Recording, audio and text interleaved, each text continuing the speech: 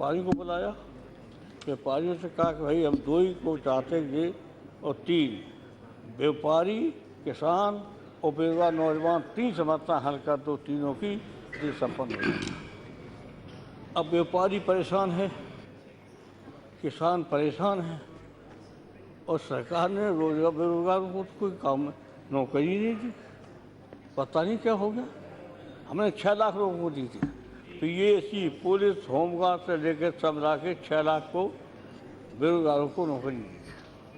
आज सब लगे हुए सचिवालय में हैं, कोई कहीं है, कोई कहीं है, प्रमोशन पा गए। उसके बाद सरकार हमारी चली गई, वहाँ भी सरकार है, उत्तर प्रदेश में भी सरकार है।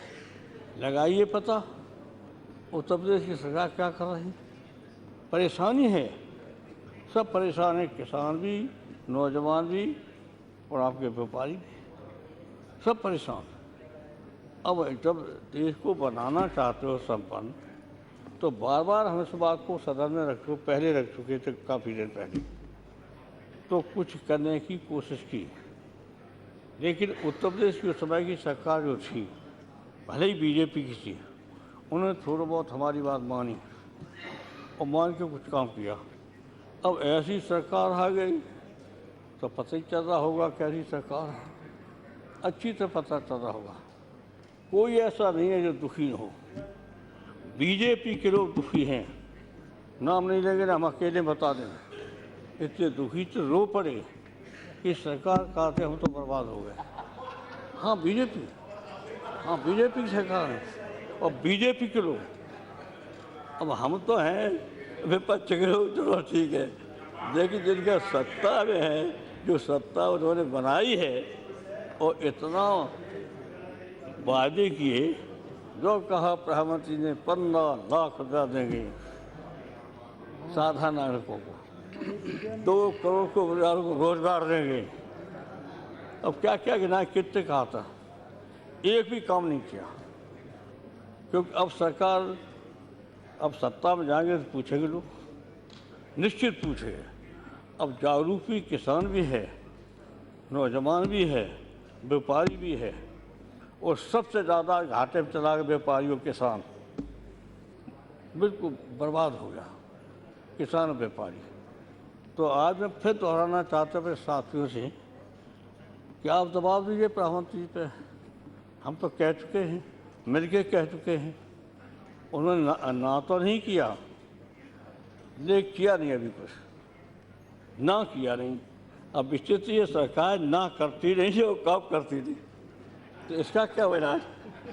यहाँ तो ना कर दो तो हम गुजारो चला कहें तो हम कहेंगे मिल के आए ना, उन्होंने हाँ कर दिया, कह दिया, पैसे भी कह दिया। तो आज हम आपसे कहना चाहते हैं कि जो हमने किया था उसको फिर लागू किया ही नहीं। अब ये बैठे हैं, रघुशरण सिंह जी मेरे साथ थे, सिंचाई मुफ्त की, पढ़ाई मुफ्त की, दवाई मुफ्त की, बीमार को अगर विदेश में जाना पड़ा तो विदेश में खर्चा दे दीजिए। क्योंकि पैसे के अभाव में बीमार की जान चली जाए, ये हम नहीं सोच सकते।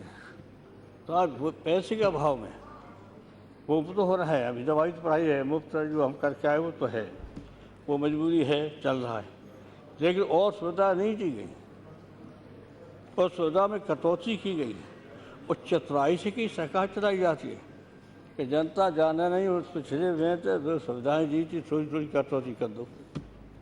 अब क्यों तरीका अपनाया तस्से के लिए, तो वो आप जान सकते तरीका अपनाया।